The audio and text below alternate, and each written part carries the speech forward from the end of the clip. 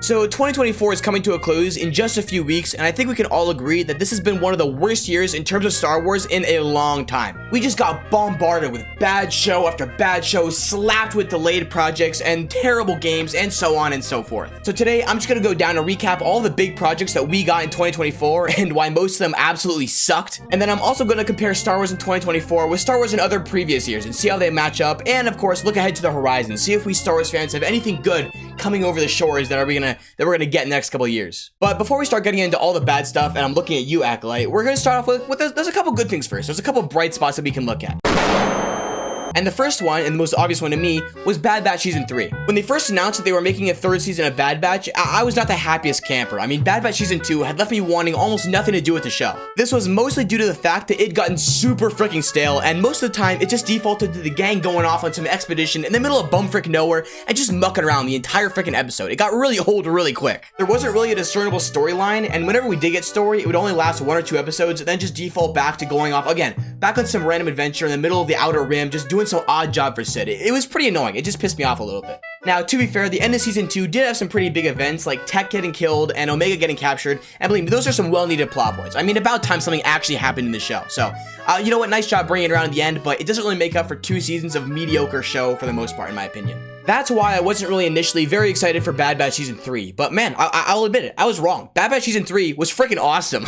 Now, the biggest reason that Season 3 is actually pretty decent is mostly because there's an actual plot that they follow for once. Basically, the main plot is just Omega and Crosshair escaping from an Imperial prison, and that spans the first half of the show, and it's really interesting. It's actually genuinely interesting to watch. It's a consistent plot you can track across multiple episodes. It grows the characters of both Omega and Crosshair, and let's not forget that they actually used Omega for once, so she's not just hanging around the boys, being annoying and doing stupid stuff to get in the way. She still does stupid stuff. I mean, she's Omega. What do you expect? I mean, a sheep's gonna baa, but you know, it's better than it usually is. That's what I'm trying to say. In fact, at one point, I actually got so into Season 3 that I was really moved, and I decided that it was the perfect time to go ahead and make a script for it. I mean, I just wrote I got like 3 pages of a script going over the entire show just to review it, and I never actually made the video, but you know, I felt moved enough and like I had something to say enough that I wanted to make it. So that shows that this hit something inside of me. This tugged a heartstring, to say the least. Now, this was the first project of 2024 to be released. It came out like mid-February, I think, and that kind of sucks because we hit the ground running with the best we were gonna get, and from there on out, we just slowly declined into sheer madness and chaos. It just got way worse from there.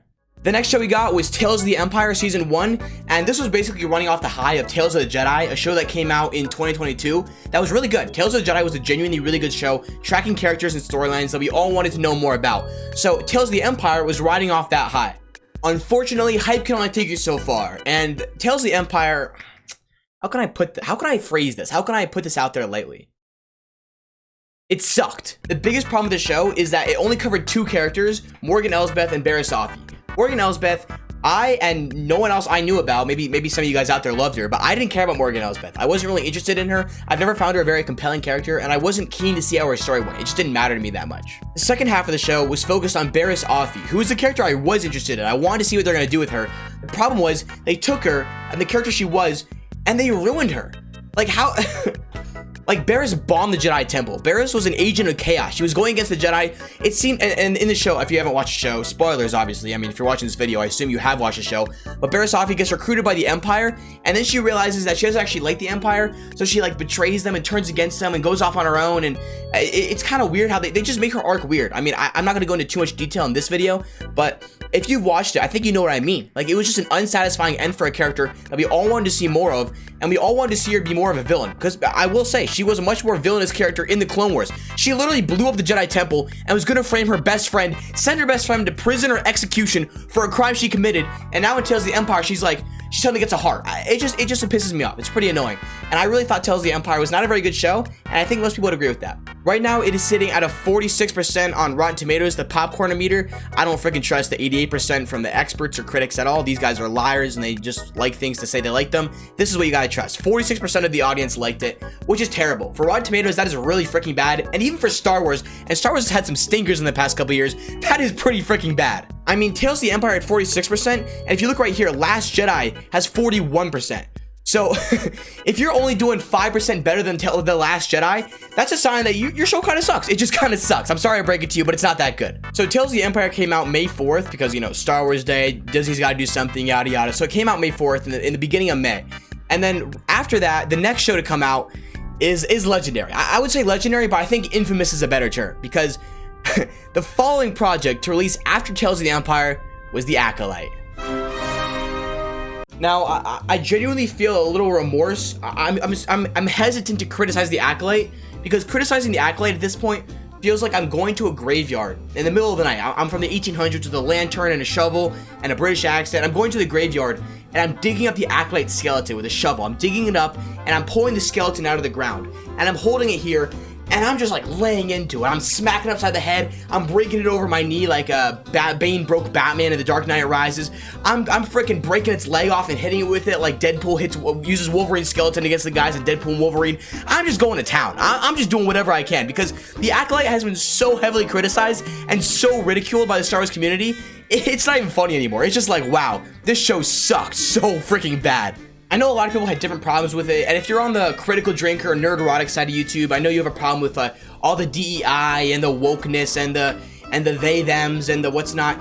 And look, I mean, I'm not saying that stuff was great, and it certainly didn't help the show, but I mean, it's Star Wars. If there's any place to have a really diverse cast and a really equitable, you know what I'm saying, Star Wars is the place to do it. Star Wars is a universe full of aliens and alien species, and I don't really mind that at all. That doesn't bother me. What does bother me is that the show just sucked. Like, I don't know why they were so big on harping on like like how many black female witches there were, when the show itself, it's so easy to criticize. The show is just awful. It was boring. The characters were so uninteresting. It was actually hard to keep watching. I only kept watching out of hate because the characters did not captivate me at all. The plot itself was not interesting in any way whatsoever. No one in the show was smart or made wise decisions. The show ended on a weird cliffhanger that made no sense. I mean, whatever her name was, Osha holding hands with the villain of the show, even though they had no reason to. It's just, the whole thing really pissed me off. Now, the choreography was pretty good. There's always a way to polish a turd, and the lightsaber duels in the Acolyte were pretty decent. The choreography was good. There were some good fights. I mean, it was still pretty illogical sometimes, but you can overlook that. It was cool. It was pretty cool. I mean, Soul was an alright character, I guess. He was pretty cool. He was kind of stupid. And other than Soul and the lightsaber duels, I genuinely cannot think of one more praise I have for the show. The show is just absolutely awful. Now, I'm not alone on this. If you thought that the Rotten Tomatoes for Tales of the Empire was bad, the Rotten Tomatoes for the Acolyte was 18%. I'm just gonna sit here for a second, let that sink in. The Rotten Tomatoes score, the audience meter, was 18%. That is insane. That is like some of the lowest in cinematic history is 18%. That is absurd. There's no way to justify that. That is crazy. Honestly, I feel a little bad for Disney, because again, this show's just been getting roasted, and it deserved to get roasted, but man, the 18% is absurd. That's just it. That's funny, honestly. Anyway, I'm gonna put the Acolyte skeleton back in the grave and shovel it back up with dirt. I mean, I can only beat a dead horse for so long. So let's go on to the next Star Wars project that came out in 2024. That was Star Wars Outlaws, the video game. Now, I'm just gonna level with you guys. I never freaking played Star Wars Outlaws. I mean, at first, I was initially interested in the idea of an open world Star Wars story game. I thought it'd be really cool and really fun. But then they announced that it was gonna be with some random character that I'd never heard of. It wasn't a notable character, which I don't know why they did. They have the whole Star Wars universe at their disposal, and they're like, no, you know what we need? A new character who's less interesting than the other characters. So they decided to do that, and that killed my interest a little bit. I don't know. To me, it just didn't seem like a very fun game. Didn't seem like it was gonna be that good. It seemed like it was kind of being rushed. And then when it came out, the public perception proved me right. There wasn't that much hype around it, especially for a Star Wars game. The people who did play it said it felt incomplete, and it just felt kind of weird, and it just wasn't a very fun game. It wasn't a very fun game, and again, I haven't played it, so I can't speak from personal experience. I mean, you guys in the comments, I'm sure you'll have played it. Let me know what you think. Let me know what you thought of the game, if you still play it to this day. Personally, I thought it looked pretty bad, and all the reviews I've seen of it have been pretty bad and negative. Even like Bombastic, a man who loves Star Wars games, has probably played every Star Wars game under the sun. He said he didn't like it that much. He said it was alright, so that to me says a lot. That's a big indication of the quality of the game. So that's everything that's come out in 2024 so far. We do have another show coming out on December 6th called Skeleton Crew, and it is basically, if you've ever watched The Goonies, think that, but Star Wars. It is Star Wars Goonies, hands down. There's no other way to phrase it. It just looks to be the adventures of some kids messing around in the galaxy and biting off more than they can chew, getting tangled up with pirates and all that. And honestly, it looks like it could be good fun. It looks like it could be a really fun show. So when this comes out, we'll have to see if it's any good. I am making this video a little prematurely. If this is good, then it could be really good, and that'd be awesome. And I believe me, I am hoping for that more than anyone. I love to see good Star Wars. So Skeleton Crew could be interesting to see when it comes out. It's coming out in less than a month, I think 3 weeks from now, give or take a couple days. So I'm looking forward to that. Now, looking past 2024 a little bit, on the horizon, there's apparently Andor Season 2 coming out in 2025, which would be sick. I mean, Andor is one of the greatest Star Wars TV shows they released in the past decade. It is freaking awesome. It is a great show, and everyone really liked it. And it's lucky that we're getting a second season. It's scheduled to come out in 2025. I don't particularly trust that because they always move these dates back. So it says 2025. I wouldn't get your hopes up, but it is going to come out at some point, hopefully, which would be cool. And then again for 2025, the only other thing that's apparently looking to come out is Ahsoka Season 2. And I didn't love Ahsoka Season 1. I thought it was pretty mid. I thought it was more Rebel Season 5. And it was live action unnecessarily. I think it would have been better animated, honestly. And the plot was a little weird and not as interesting as it could have been, in my opinion. So I'm curious how they're going to spin a Season 2. But, you know, if that comes out, that could be interesting. So 2025 could be a decent year. Again, I don't really think Ahsoka Season 2 will be out in 2025 because Star Wars never release things when they say they're going to release them. But I think if it ever comes out, it'll be interesting. We'll see how that goes. Looking really far ahead, there's apparently a new movie coming out in like 2026 called The Mandalorian and Grogu, which is a terrible name for a movie, I'm just going to say. I mean, Dave Filoni missed the mark on the title, but it could be interesting. I mean, The Mandalorian has been lacking recently. Like, the first season was good, and then the next two seasons were just mid as frick. So maybe this will bring it around and make an interesting story. Maybe the fact that it's a movie will contain it a little better and give it more purpose. So we'll see, but that's not coming out for a while, so we'll have time to debate the intricacies of The Mandalorian and Grogu.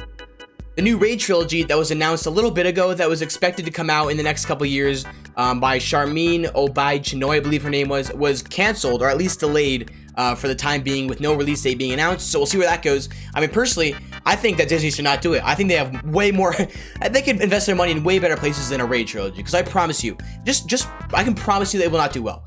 I mean, you can maybe make it good. I really doubt it. I don't have any faith in you, Disney. So I would suggest that you keep it canceled and maybe put the money somewhere better. Maybe you give a sizable donation to your favorite Star Wars YouTuber, the man who continuously brings his fans wonderful content about your wonderful franchise. Maybe you could give me a nice donation. I mean, I'm just saying, probably be better spent than the freaking Raid trilogy budget. I mean, holy cow, come on. Anyway, there was also supposed to be another Star Wars movie, unnamed, coming out in 2026, but apparently it recently got canceled in favor of Ice Age 6, and can I just say, I don't have anything to say about the Star Wars movie, but Ice Age 6, really? I mean, how long is this Ice Age gonna last? 6 movies? That's more than Toy Story. That's honestly impressive and kind of sad. You guys gotta move on to something else. I mean, I'm sorry, but Ice Age 6 is crazy to me. Anyway, now that we've glimpsed into the future of Star Wars and looked at this past year, 2024, in terms of Star Wars projects, let's see how it compares to past years. So, in my opinion, the good things that happened in 2024, oh, I forgot, there was another good thing that happened.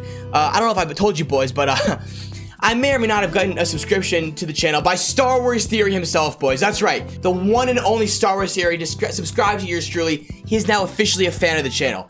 So from now on, I will now officially be sitting on my throne in videos. I'll be looking down at all you peasants because the legend himself has now deemed me worthy of a subscribe. No, I'm just kidding. But it is cool that Star Wars Theory did subscribe. I mean, he's one of the revolutionaries of Star Wars YouTube.